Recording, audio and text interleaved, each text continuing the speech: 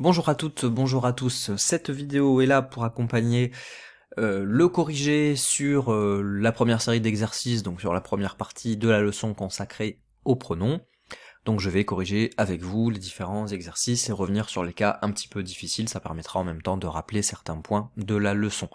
Je commence tout de suite avec le premier exercice qui vous demandait de remplacer des groupes de mots dans des phrases par les pronoms correspondants. Donc il fallait faire bien attention aux groupes de mots qu'on était en train de remplacer, à leur genre, à leur nombre, à leur fonction dans la phrase, pour aller choisir le pronom personnel qui correspond. Et puis on était parfois embêté par la nécessité de changer tel ou tel mot de place, comme on va tout de suite le voir.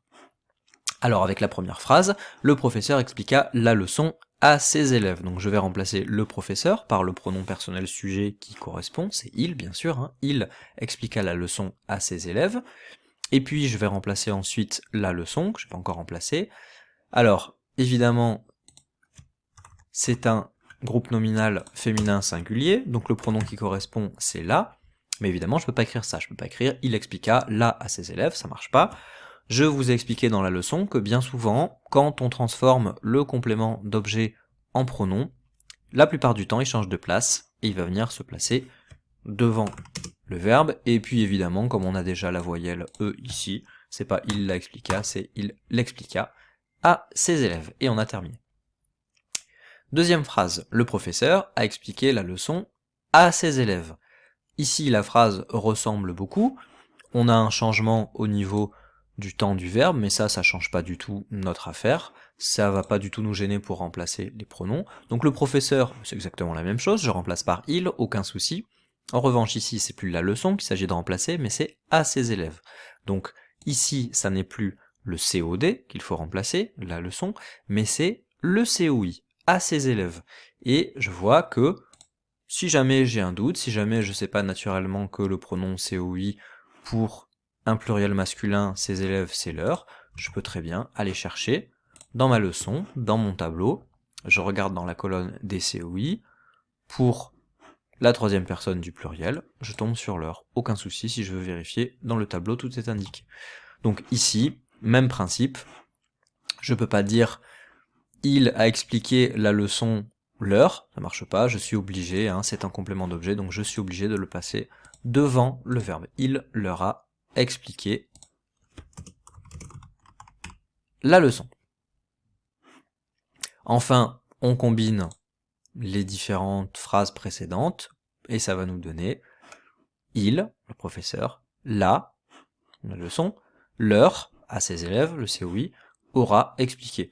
Vous voyez dans cette phrase 3 les limites aussi de l'utilisation des pronoms, puisque une phrase comme ça, on a un peu de mal à la déchiffrer, non seulement parce que on n'a pas forcément tous les référents en tête, mais cette succession de 3 pronoms là, c'est un peu compliqué à déchiffrer, donc on utilisera plutôt de préférence des phrases qui ressemblent à ça ou à ça, d'accord. On va essayer de limiter quand même l'utilisation des pronoms dans une seule phrase, simplement pour plus de clarté. Ici, l'objectif de l'exercice, c'était vraiment de vous montrer jusqu'où on pouvait aller.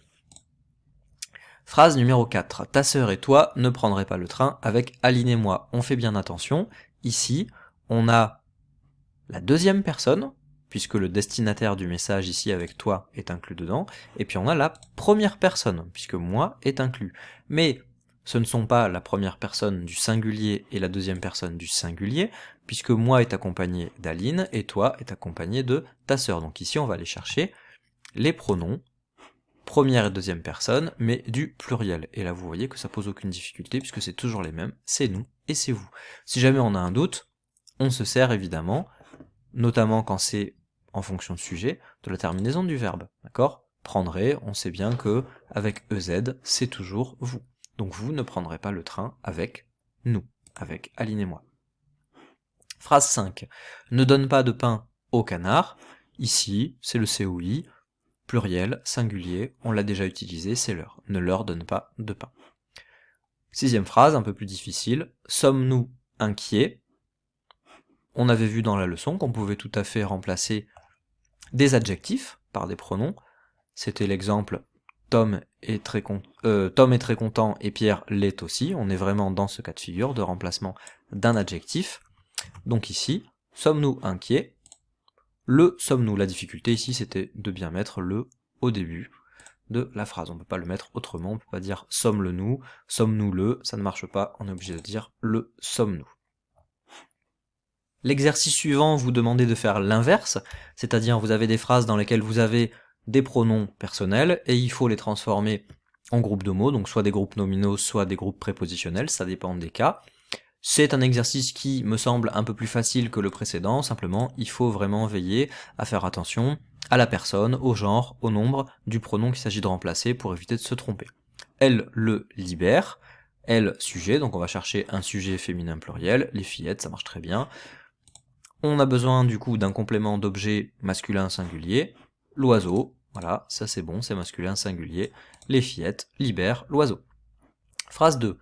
Ne le lui as-tu pas demandé? Ici, petite difficulté supplémentaire parce qu'il faut remplacer deux pronoms d'un coup.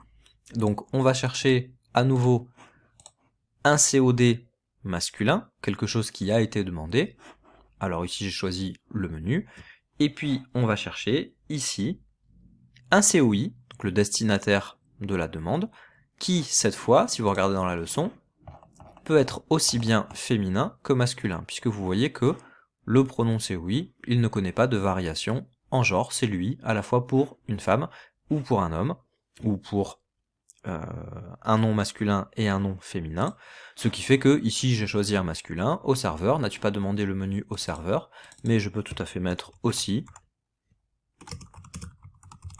à la serveuse, ça marcherait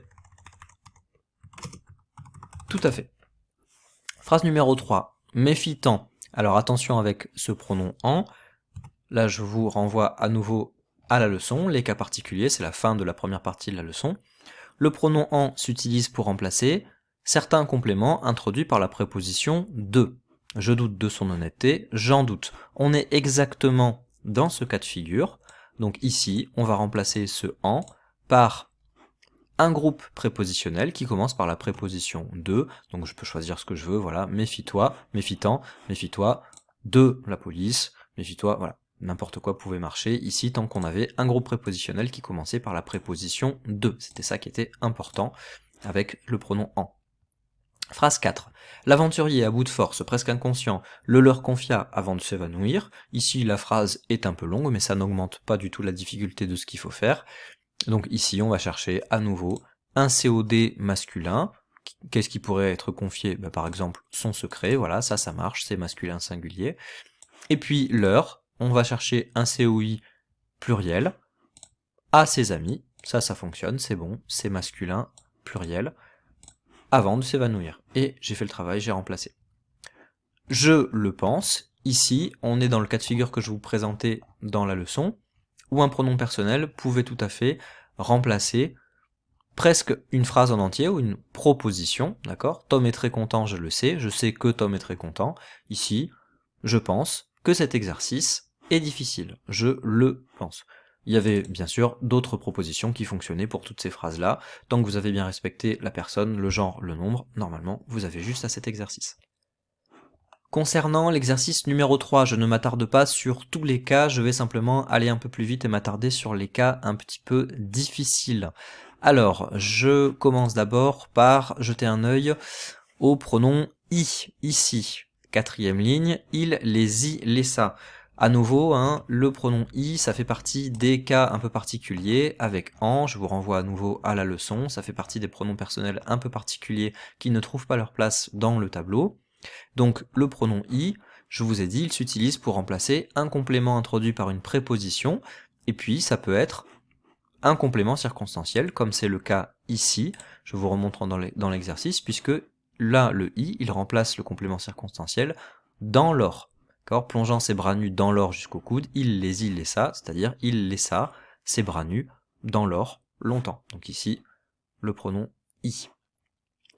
On a plusieurs fois dans l'exercice le cas particulier d'un il qui ne désigne personne. C'est quelque chose qu'on n'a pas revu, j'espère qu'on aura le temps de le revoir cette année, c'est ce qu'on appelle les verbes impersonnels, c'est-à-dire des verbes qui ne se conjuguent pas avec des pronoms qui désignent vraiment des personnes.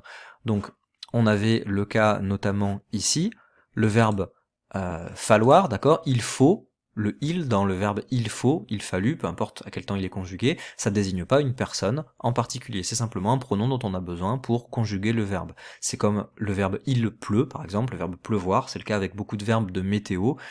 Il y a personne qui pleut, d'accord, c'est la pluie qui tombe, mais on a besoin du pronom pour pouvoir conjuguer le verbe. Donc ici, ça désigne pas vraiment un référent, c'est un pronom qui n'a pas de fonction autre que celle de conjuguer le verbe. On a également un cas ici, dans des expressions comme il y a, il y avait, c'est exactement la même chose, c'est un il qui ne désigne pas de référent particulier. Donc voilà pour les cas un peu difficiles de cet exercice sur lequel je voulais attirer votre attention. Le quatrième exercice, c'est exactement les mêmes consignes. Il était à mon avis un peu plus facile que l'exercice précédent, puisqu'il y avait moins de cas difficiles que dans cet exercice-là. Je m'attarde quand même simplement dans la dernière phrase. Tom tenta de la rassurer en lui parlant doucement, affirmant qu'on avait déjà dû partir à leur recherche. Je m'attarde sur ce pronom-là, le pronom on, que vous connaissez, et qui désigne en général un référent qu'on n'a pas identifié clairement. Ici, par exemple, on avait déjà dû partir à leur recherche, c'est quelqu'un, d'accord ? Sans doute qu'on est parti à leur recherche, mais ni Tom, ni Becky, ni le lecteur, ni même peut-être l'auteur, ne savent exactement qui est ce on, quel est le référent, mais simplement on sait que quelqu'un a bien dû partir sans plus de précision. Voilà, donc c'est souvent comme ça qu'on va utiliser ce pronom on, et au niveau de sa place dans le tableau, il prendrait place au niveau des pronoms personnels sujets de la troisième personne, puisque vous voyez bien ici que le on est sujet du verbe avait dû partir à leur recherche. Je ne corrige pas en détail l'exercice numéro 5 parce que, et normalement vous vous êtes rendu compte en faisant l'exercice, il y a des phrases qui, pour l'instant, à ce stade de la leçon sur les pronoms, doivent vous paraître vraiment difficiles. C'est normal, c'est parce que on n'a pas vu certains pronoms, notamment les pronoms qu'on appelle les pronoms possessifs. Donc je reviendrai sur cet exercice en classe avec vous en détail, et ça nous permettra par ailleurs de revenir ensemble sur l'identification des fonctions, donc ce sera un très bon exercice pour revoir un certain nombre de choses. Je ne m'y attarde pas à distance, on le reprendra ensemble. Enfin, le dernier exercice, il vous proposait de revenir sur une distinction importante entre deux natures de mots différentes, deux catégories, deux classes grammaticales, les pronoms d'une part, sur lesquels on travaille en ce moment, et les déterminants que vous connaissez déjà. C'est une distinction qui n'est pas très difficile à faire, mais il faut savoir comment on fait. En fait, on procède essentiellement par élimination. Quand on considère un mot, on regarde par exemple les ici, ou les là, on va regarder si ce les, c'est un déterminant, c'est-à-dire que du coup il accompagne forcément un nom qui aura le même genre et le même nombre que lui, ou bien si c'est un pronom, c'est-à-dire qu'il désigne un référent qu'on identifie ou pas, mais qui en tout cas représente un référent en entier.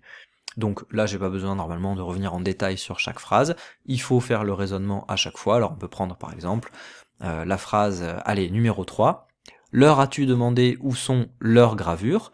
Ici, je prends le premier leur ici, de la phrase 3. Est-ce que ce leur accompagne un nom? Est-ce que j'ai un nom juste derrière ou à proximité? Ben non, donc ça nous met déjà sur la piste du pronom, puisque ça n'a pas l'air d'être un déterminant. Et puis, est-ce que ça désigne un référent? Ben oui, ça désigne les personnes à qui tu as demandé où étaient les gravures. Donc là, effectivement, c'est un référent. Même si nous, dans ce cas-là, on ne sait pas qui ça désigne, on sait que ça désigne un référent, donc ça, c'est un pronom, bien sûr. Ici, en revanche, leur, on voit que juste derrière, on a un nom, d'accord, accordé en genre et en nombre avec le déterminant, enfin, en tout cas avec ce mot-là, donc on peut en déduire que c'est un déterminant, et c'est ici le déterminant possessif, leur, que vous connaissez. Voilà, donc je fais pas le raisonnement pour l'intégralité des cas, il me semble que c'est un exercice plutôt facile, je vous laisse regarder la correction et comparer avec ce que vous avez fait. Merci à tous.